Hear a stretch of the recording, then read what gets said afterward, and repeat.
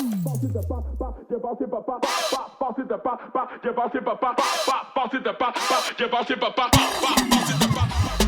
mate, there's a couple of predictions from us, and I wanted on this last show of the year to take a little bit of a look back on some of the good, some of the bad, and some of the ugly of the Built to Scale pod, and we'll go through some of these. But I'm now calling new segment Receipts or Regrets.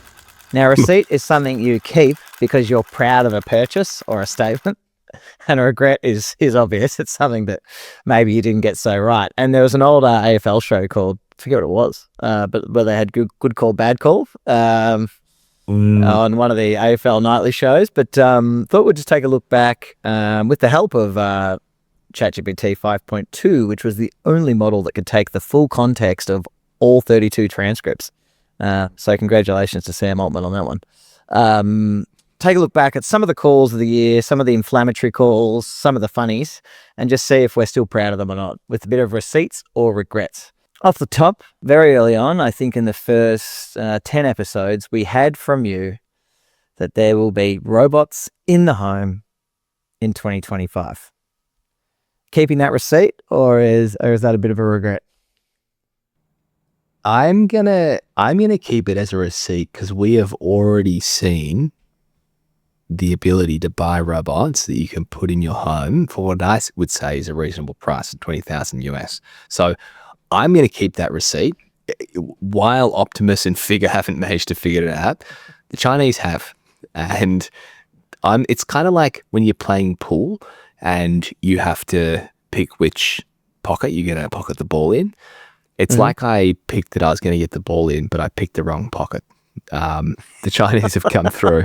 Like it's bounced off the rail. Yeah. So I'm going to keep it as a receipt, but it's a slop receipt. That's what they call it when you get it in slop. So I'm going to keep that as a slop receipt. Slot receipt. No, fair enough too. And look, I've been bullish. It would be a good tabloid headline, wouldn't it, with Brett Adcock at the party, like can't figure it out. Like when will robots finally imagined from this capital burner man? Look, I think I was probably feeling just as positive. I think things took a turn when the head of Optimus got fired about 6 months ago, which means that Elon was changing the entire architecture he's deleted his own robot and all the work they'd done on it to that point. So I'm actually now worried that it's more like 28. Like the product, the proper version ones that we're liking. Yeah. But we'll save those. We'll save those predictions again for next year. One of mine: make every Australian a millionaire. Now, this wasn't really a prediction. It was an instruction to the government to say that we had $20 trillion of raw materials that could be used, the key raw materials required for intelligence in Australia, and that we could invite a tender to all the biggest companies in the world to access our raw materials if they build their data centers here and produce energy or whatever they want to do. But in turn, they had to give Aussies, they had to pay for it, which would have got us all $1 million, and give us free compute for life. Haven't seen any announcements like that. The Australian government yet. I guess, given it was an instruction though, and not necessarily a prediction, do you still stand by the thesis on the idea? Maybe that's whether you can receipt or regret it. Yeah, I think it's more like it's not just receipt. It's like Escalate. It's like shout it from the rooftop. Maybe we need another little shortcut out of it by our producer here, and just shout it louder from the rooftops. I think if we think about it, we're going to go into 2026 with governments banning social media, and still with no clear AI policy. Do we even have an AI czar? Or like an AI advisor? Do we have a AI strategy in this country? Like we're 3 years now into the AI hype cycle, and I wouldn't say I've heard any or seen any strategic direction from the government. Well, I don't think there's an AI strategy, and I don't think there is a strategy at all. So I think when you mentioned this last time, Scotty, if I remember correctly, I actually said Scotty for president. So maybe it can be Scotty for the AIs if you don't want to take on the prime minister role. But I will also escalate and shout this from the rooftops with you. Now, the next one we've got here is it says on the docket, AI in the avocado. You're going to have to give me context on this one. So this is when the Guzman and Gomez IPO day, and they were trading at something like 1,000 times multiple, and that to a point where I think the valuation was like $5 million per store. And if you've ever been to one of those stores, it's like 100 square meters of Subway sandwich bar. Yeah. And I said there must be AI in the avocado for this to be for this valuation to be correct. And can I tell you, with a peak share price at February this year of $45, we now go into, it has gone down 55%. It is now trading at a measly $20, $2 billion market cap. It was up there at $4 billion. There is a lack of AI in the avocado. That is a receipt kept. Well done. That's a good one. I said sell, stock Jim picks. Cramer. Sell. They have fallen off a cliff. If you do start a financial advice arm of WPield or Elysium, I am signing up. I want a Scotty stock picks ETF that I can invest in. I'm looking to deploy capital and I don't know where to put it. So I think that's a big receipt. I'm starting to actually feel a bit VC wizardry, like like, if they had come to me, the Guzman and Gomez, which, they've got like Citibank, they've got all these huge investors. But if they had waltzed into the Scottish Stocks office, the VC compound that I'd have, and said, hey, we've got avocado and blah, blah, blah, there's 20 stores. I would have got the back of the napkin out. I would have my little pen. Okay, avocado stores. Okay. So is there AI in the avocado? Not yet. Okay, all right. Potential for AI in the avocado. And I said, you want what? You want 1,000 times multiple. Right. Okay. You're going to be bigger than McDonald's. Oh, jeez. Okay. Bigger than McDonald's. I said, no, boys. There's only so much the Gen Zers who need to be able to buy a house will pay for avocado. And that's the limiting factor. Love it. On that business. The avocado bandwidth. Bad luck to the GYG boys, but good pick for us. If anyone that shorted that back in March, congratulations. Another one, mate, was I got in a little bit of trouble because I was talking to a girl under the sheets in my bedroom, and it was young, what was her name? Like Anna or something from Sesame AI. Now, we're talking about human voice AI. Remember when Sesame came out? It was like, wow, that's a step forward in human-like voice. Now, what we found out was that she was very shallow, but she did want to get intimate really quickly because she'd be like, hi, how's your day going? And I'd be like, yeah, good. And she goes, let's dive a little deeper on that. And I'm like, oh, God damn. So she obviously they had this like filter to get into a more compelling conversation with their natural voice. And that's what really blew people. So it worked as an internet moment. But what it didn't work for was when my wife walked into the room and said, who the is that? I said, and I replied with, and then a personal story, probably getting too close to home. I think I actually got in trouble for talking to her just sitting waiting for in bed the other night. My wife's like, "Who are you talking to?" And I'm like, "It's a bot. It's a bot. It's okay." Doesn't make it any better, Scotty. Doesn't make it any better. Just finally asking me how my day was. So can I answer that one for you then, so you don't get yourself into any hot water? I'm assuming that was a regret, Scotty. That's a regret. Good. So, and I think the rule, regrets in a business, mistakes should produce rules or SOPs. The rule, no bots in the bedroom. Well, that is in line with what you said before, which I quite liked. If you want your AI to sound more and more like a human, maybe you should just be talking to a human. So you can build that into the SOP as well.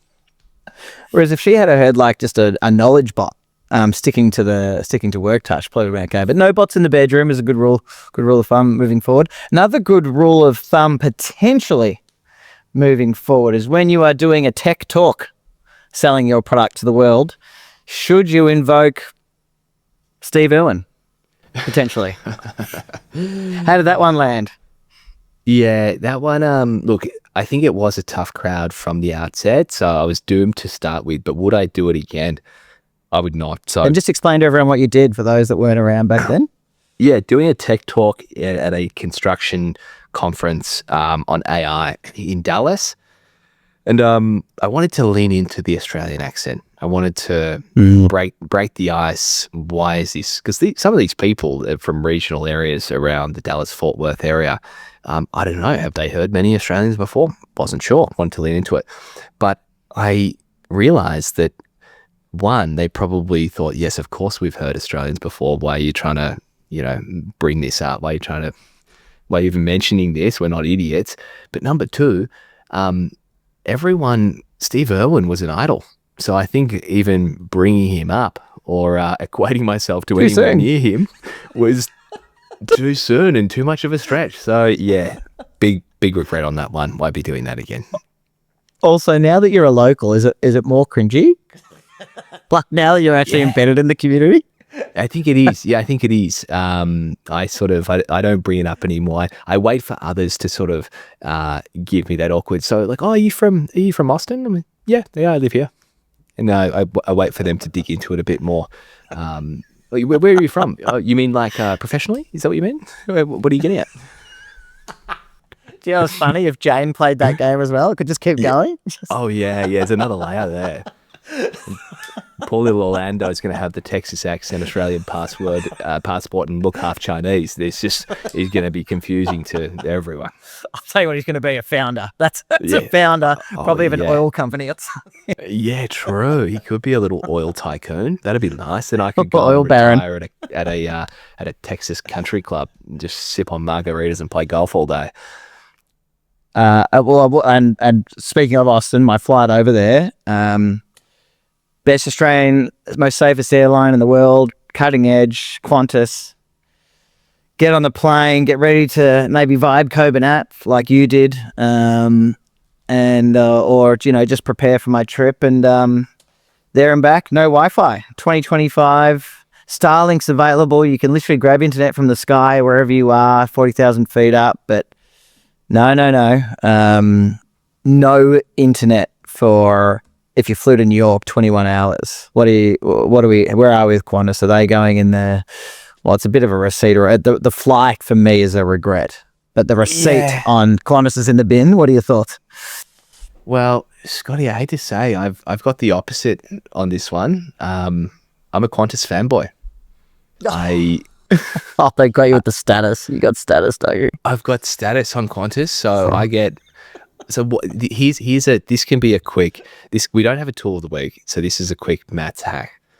If you have some Qantas points and you've done some Qantas flying, what you need to do if you're traveling overseas, try go to an airport that's not as busy, first of all. Melbourne to Dallas flight, perfect, not super busy. Buy the flexi ticket. Don't get a normal ticket. Buy a flexi. So instead of paying $1,000 or $1,500 for a one-way, you're probably paying $2,500. But you buy the flexi. That $1,000 is worth it because you bid for an upgrade with your Qantas points. It costs you about 60,000 points, which is really not much. It's like $600 worth. I have got the upgrade, I would say 80% of the time. And more recently, when Jan and I both did, we both bidded for it. We both got it. So you're getting a business class flight for probably the equivalent of about $2,500, $3,000. Whereas if you're buying that outright, it's $11,000 or $12,000. And so the fact that I can get on and get the business class flight for that amount without sending the company broke, I'm happy to go no Wi-Fi. I'm happy to sit back, download my local model if I need it, watch a few movies, read a book. Not be a father for 15 hours. I'm a... Oh, you like that? I'm sorry, I'm not available. Not available. Sorry. Don't care. You've got emergency. Find another contact. I'm out. No Starlink on this bad boy. Oh, look, I don't mind that. But look, to be honest, without breaking your bubble, I did the same thing on United. Like literally, you just go on their website. You can actually just buy 200,000 points for $5,000.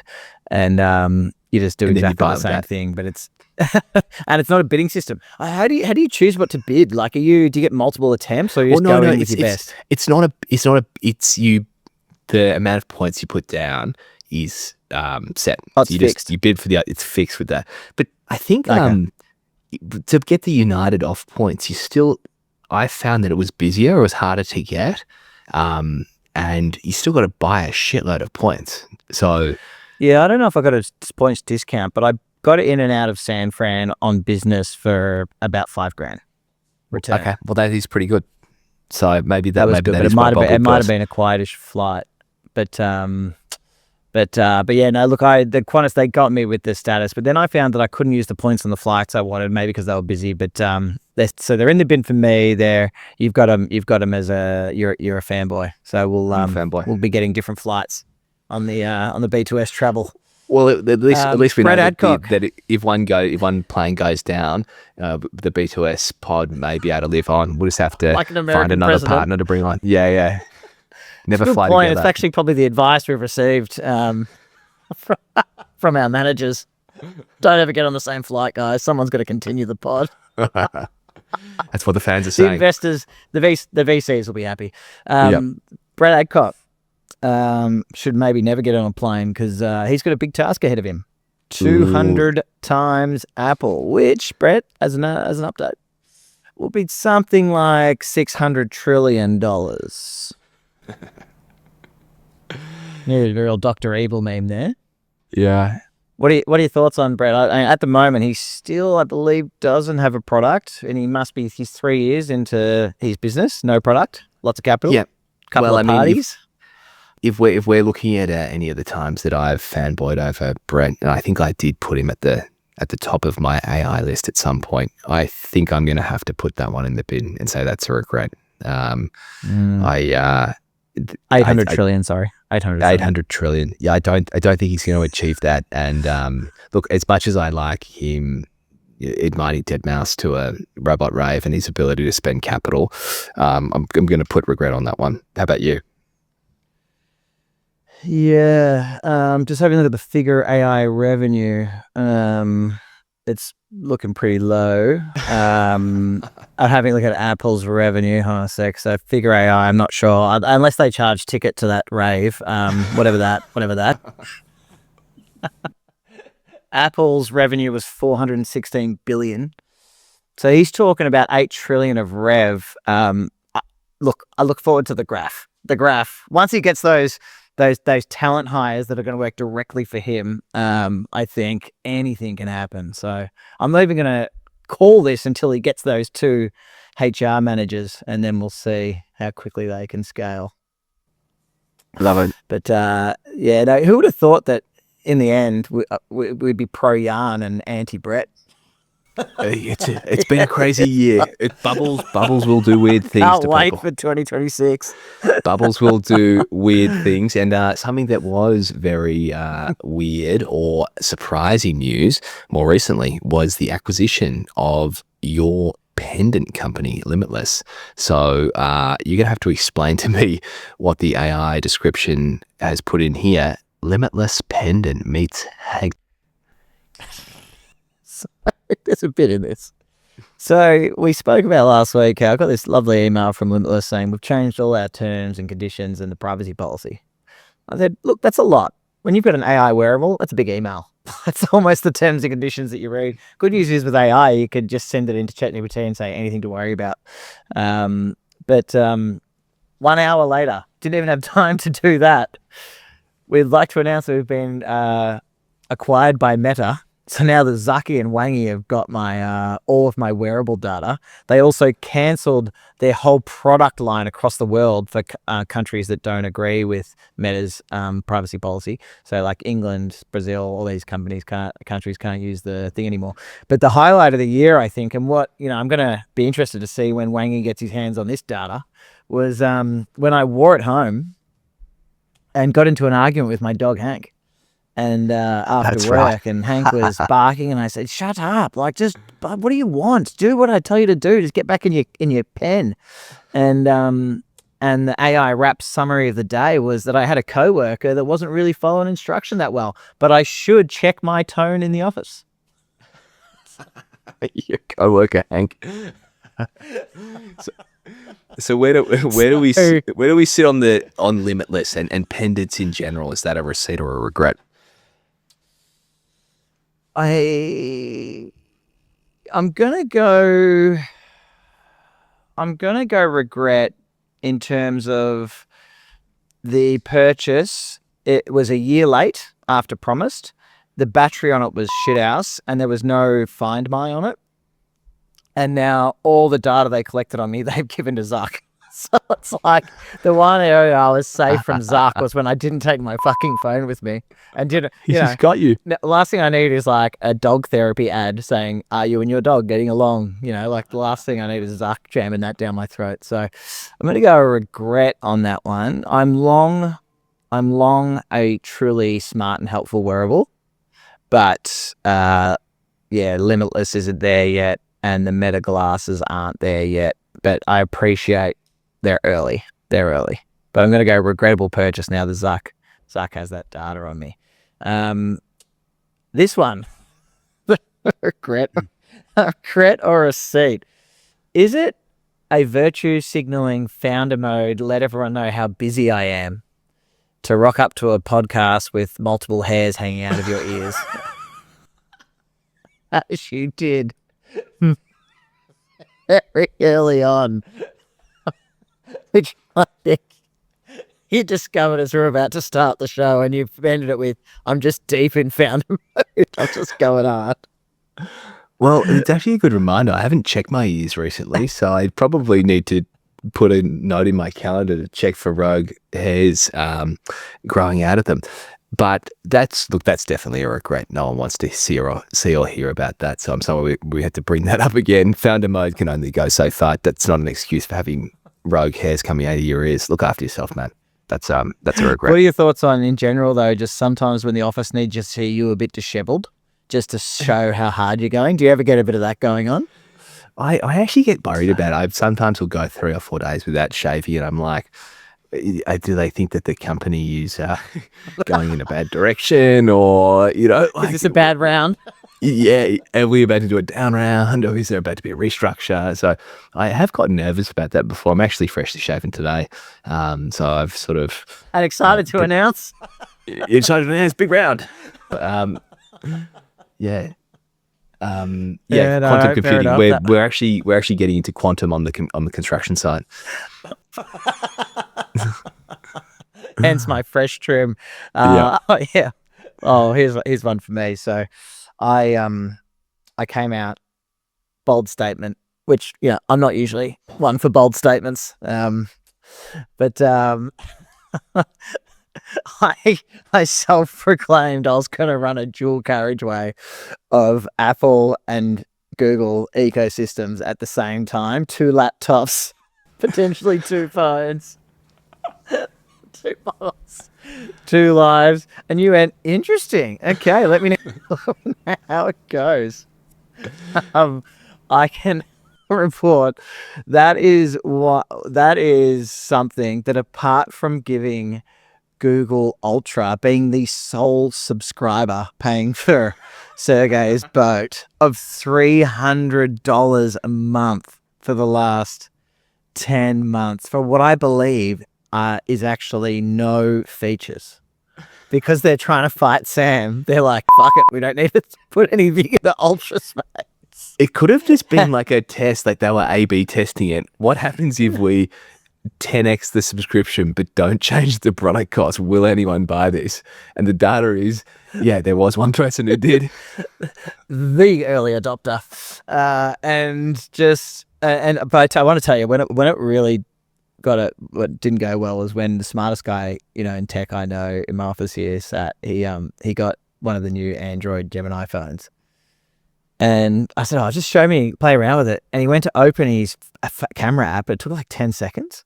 And I'm like, what's going on here? He's like, they're trying to do everything with AI. So it's like even the way the chip architecture is and everything, right? It's all built for AI, but the AI is like not, the model's not there.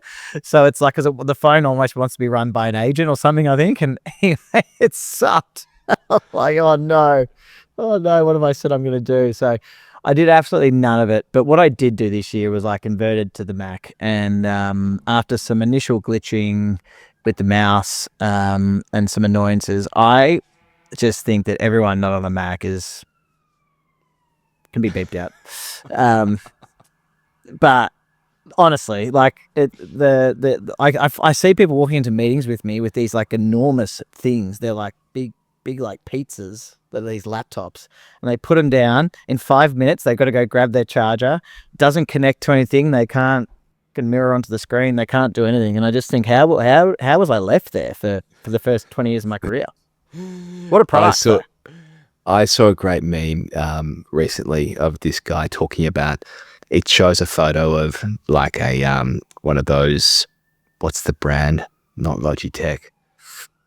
It's one of like the IBM computers that all the investment bankers use. Red dot. It's with the red dot. Yeah, that one.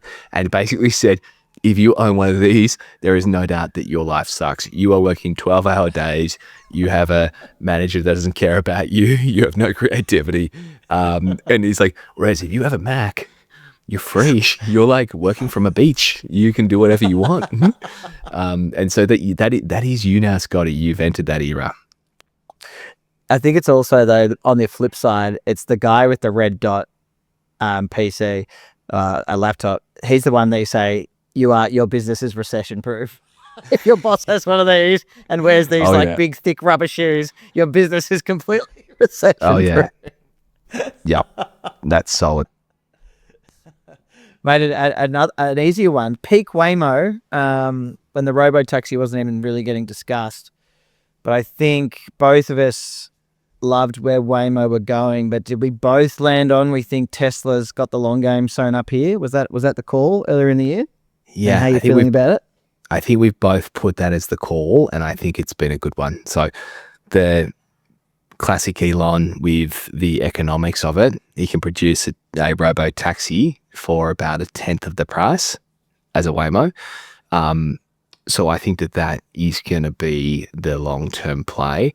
Now, I have one caveat on this. I heard a very interesting theory the other day on Waymo. I was chatting with a colleague about this, and they told me something that I don't think we've discussed, so I'm sorry if we have and I've forgotten it. But their theory on Waymo was the reason that they went for and they called it the hat, the Waymo hat that sits on top of the car, was so that they had technology that could then go and retrofit any other car. So all of these other car companies can all of a sudden, when they can't figure out how to be autonomous, you can turn your car into being an autonomous fleet. Now, I don't know if I see it. I don't know if I see, Frank from down the road who's got his Land Cruiser putting a silly hat on top to make it full self-driving. But it was a very interesting I assume it's theory. working with the OEMs. It's working with all the other new car companies, right? Yeah. Well, yeah. Look, I reckon it's I think we had discussed that, but I think it's true. I still think there's room for two companies in every field. And I think also that's an interesting play to go, well, our software is great. We've got our sensors, they're a bit noticeable, but we can always work on that. LiDAR's now super cheap. I think it's, with any Elon company, there's always room for the opposite because he's so disliked by half the world that you're going to get European support, you're going to get left-leaning support. Some people would be there'd be 30% of America that wouldn't get in a Tesla almost at the moment. Yeah. Do you know what I mean? Like just to get at him. So I think they can tie up the lefties, the Euros, and potentially band together, be the tech layer for all the other cars, B2B style. So still believing though that Tesla's just better. It's sort of like Apple with the iPhone versus, Google is the Android for all the other devices. But I just still think the best wins. So like Waymo as a business, but still backing Tesla there. What are your thoughts on, we basically said the bubble frothiness chat that the first year ARR is nonsense. Now, this is a bit, as a software guy, you might have an alternate view here when you're trying to raise some money in your first year, but some of these ARR announcements when people were 3 months into their business was, for me, a bit much. Mate, this is a big receipt. This is, I'm in tech, but this is so true. Some of these companies, everything's moving so fast and people pay monthly subscriptions. We don't know what the churn rate is on, a Lovable and what we mean by that is if you sign up for a month, how many of those people are then not paying for the next month or not paying for the second month? It's very high in some of these consumer-facing AI companies. So to report your, annual recurring revenue, one, they have to stay for 12 months, but then they have to actually stay for longer than 12 months to count it as recurring annually. To just take your monthly revenue and times it by 12 and say it's ARR without even being around for, I think that is nonsense. And you've got to, unless you're going to report your monthly churn rate alongside it. So I think that's a big receipt. I think that ARR should only be calculated on people that have paid for annual subscription upfront in your first year, because you've got no proof of product beyond a year. The other thing is all of the Y Combinator ARRs should exclude other Y Combinator ecosystem revenue, and we might find that there's nothing at the bottom of the well. It's an empty well. The old circular economy. I just think that, until you get out into the real world, go sell your product in Memphis. Go see it. Go see if it's an actual product that adds value, not a bunch of startups in the same room sending each other $10 checks. So true. I think similar to the encyclopedia of hype videos, that's going to go in there as the fastest ARR. OpenAI, we said in about April this year, we believed that potentially they wanted to be the Apple of AI. Johnny Ive going over there. I like it, Scotty. This has been your thing, so I'll let you answer it, but I think it's a pretty good one. What side are you going to put this on? Is this a receipt or a That's regret? a receipt. I mean, when Johnny Ive came across, that was basically just celebration time. That was one of the all-time thanks for watchings. Yep. No, bank that. I think I'll give you that one. That was a good pick. And I think they know that if they don't get hardware right, they're in trouble. They might become the Waymo, where they just need to start integrating with everyone to stay alive, basically, because Google will eat them up, or X, or people with hardware. So they know that they've got to become, or what was my other theory? My recent one was acquired by Apple. Sam, CEO of Apple. That'll be regret or receipt for 2026. Yeah, yes. that'll be for next year. I think it's by the end of next year. That's where I'm seeing that going. Microsoft will have a nice payout in that. But that's my prediction. Love it. Now, I want to hear a big rant from you on this one. I want you to get really worked up on it, and I'll read you what we've got down here. Coders shouldn't be called builders. Let them have it, Scotty. Let them have it. Oh, I've got to be careful here. I'm still trying to raise funds from San Francisco. People do get really offended. I even spoke to someone that we both know recently, and I said, I don't want to build some crappy point solution. The guy's whole portfolio is point solutions. I'm not built for the tech space. I really should just step away. Look, when I heard the term engineers getting thrown around to kids sitting coding in cafes, I was in Starbucks with like a 2-liter frappuccino or something. I was like, okay, I'll let it go. I'm not an engineer. I'll let it go. Right? I'll let it go. Architects was another one. Software architect. Oh, okay, architect. Show me. Oh, what are we? Oh, right. Okay, blue. Oh, you're on Figma. Okay, you're on Figma. You're a Figma user. Okay, I get it. Then Microsoft conference was called Build. And Satya said, welcome to Build, welcome to Build. All of our builders, the best builders in the world. He said the best builders in the world is here. And now I'm going to welcome Elon Musk. And I'm thinking, he's a builder. He builds fucking rockets. He builds cars. You're talking about his coding background. Oh, anyway, the one term you cannot have is builders. Leave it alone. The fact that you have engineers to, sitting on cursor, that's enough. You should be called like cursor jockeys or something. Do you know what I mean? But I'll give you engineers. But whenever, there isn't vibe builders. No vibe builders. Kids at home aren't just like, that's called Lego. So, so just leave us that one term. Like I said, someone makes a mistake in a construction site, they fall off a scaffold, they die, I go to jail. That's the risk that comes with builders. The pyramids, unsolvable. What's not unsolvable? Like putting together a pitch on Figma.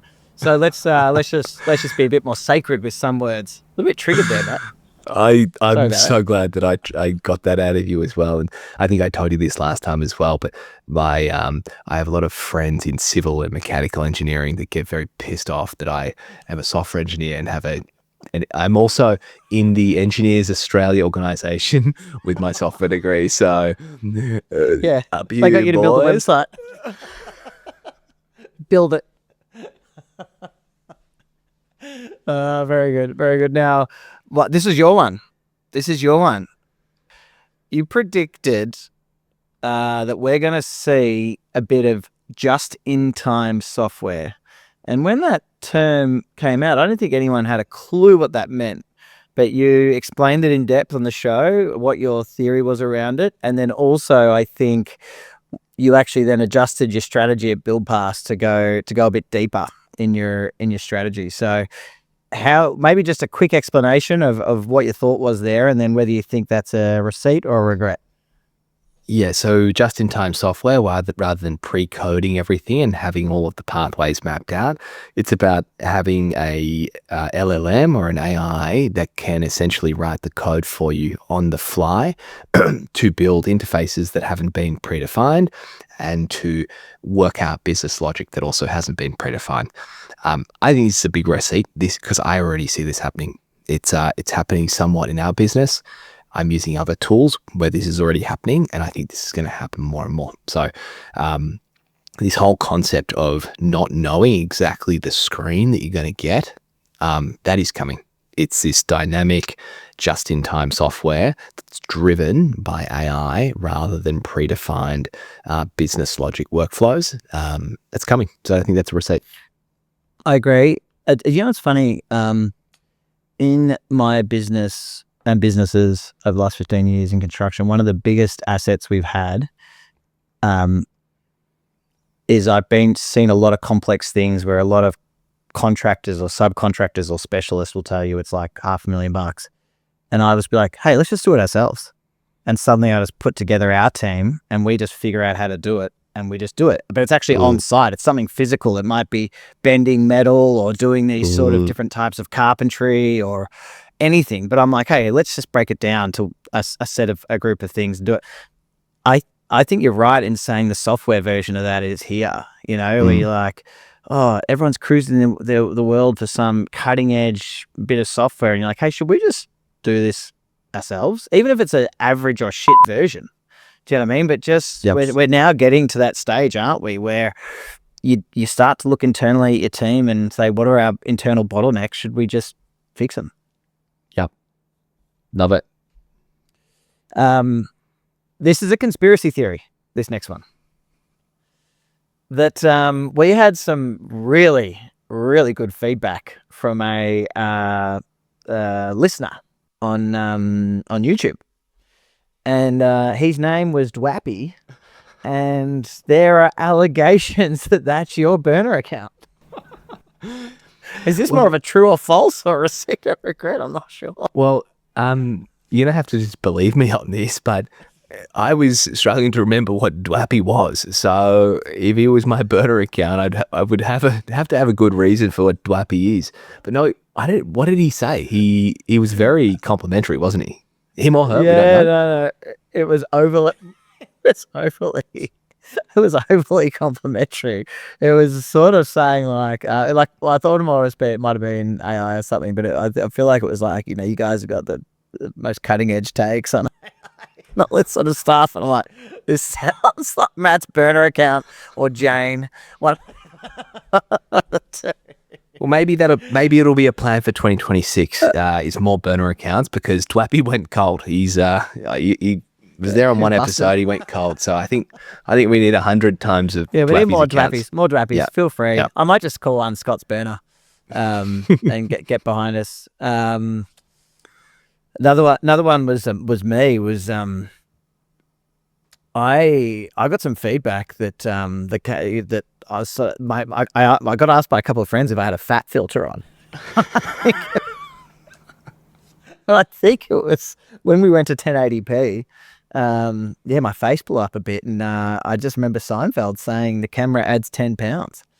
I think I'm going to keep that because it hasn't shrunk. It's just a camera. That's all it is. That's a receipt. You just have to trust me that in person it's 10 pounds lighter. Also, I think on the weight thing we a receipt or regret that DJI will have a drone that can carry you from work to home by the end of the year.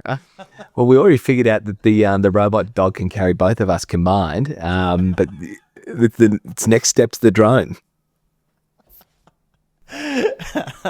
and mate, the last one was I thought we were going to get cancelled because you said that you had a dirty little habit when you were drunk, and I thought this is it. This was I think I'm going to be cutting edge, but Matt, he's always talking about dating apps and stuff. I'm like, this is the part where the wives tell us no more pod. And you go, I've got a really dirty habit when I'm drunk. And I went, okay. And you go, I buy. And I go, oh, yeah. Domains. I went, also, you geek.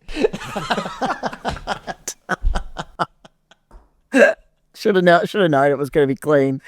Oh, but just remind us what some of your domain purchasing history on the firstly I'll say, yeah, out of all of the things that you could do when you're drunk, I think buying domains is not so bad of a habit to have. So I'm going to put this as a receipt. We've talked about the domain squatters that have made a bunch of money. So I think I need to keep doing it. I just haven't hit it big yet. I've bought lots of domains, Scotty, as have you. You actually gifted me the Pez dot limited domain. I need to get that off you. I think it might auto renew in your name if you don't transfer that over. But if you get super famous, it'll be a discussion. True. Yeah, I'll be held hostage. No, out of all the domains that I've purchased, I've only sold one of them, and I was sitting there at the Sorrento Sailing Club, looking out over some sailing boats, and I was there with my friend's dad, who was thinking of a name for his new boat, and he wanted to call his new boat because it was going to be so fast, Usain Boat, and so I got him on the spot, usainboat.com, sold it to him for $20, bought it for $12. It's a good markup. That's tech margin. That's absolute tech margins. Turned it over in under 10 minutes, got the cash in hand, and I don't think I actually ever transferred it to him either. But that's this little nod to the federal government. There's a tax there that's a 47% tax rate. Up there, and look, I've done a bit of Scotty.inc lately, which my mates have given me a lot of shit about, and the Scotty.bot I've got, which is a good one for everyone out there. Get your name.bot, so no one else can ever, because everyone's going to have a bot at some stage. It's going to need a domain name.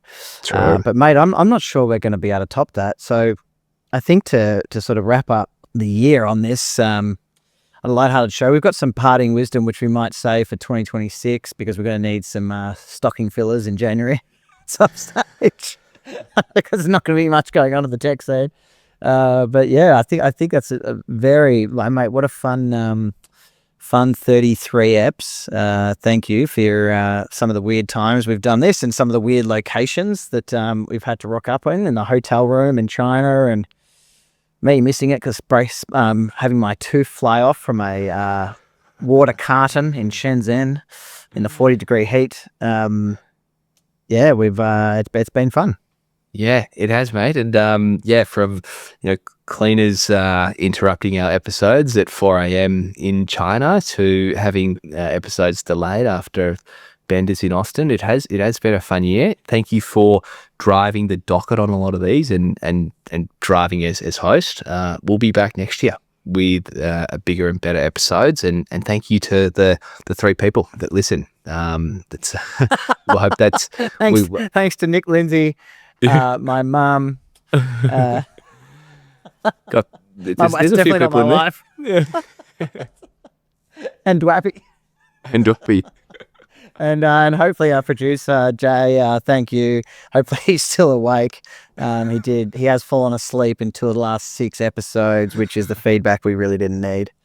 But yeah, Merry Christmas and Happy Holidays. Merry Christmas. Safe holidays. We'll see you back next year. Awesome. Thanks, mate. See ya.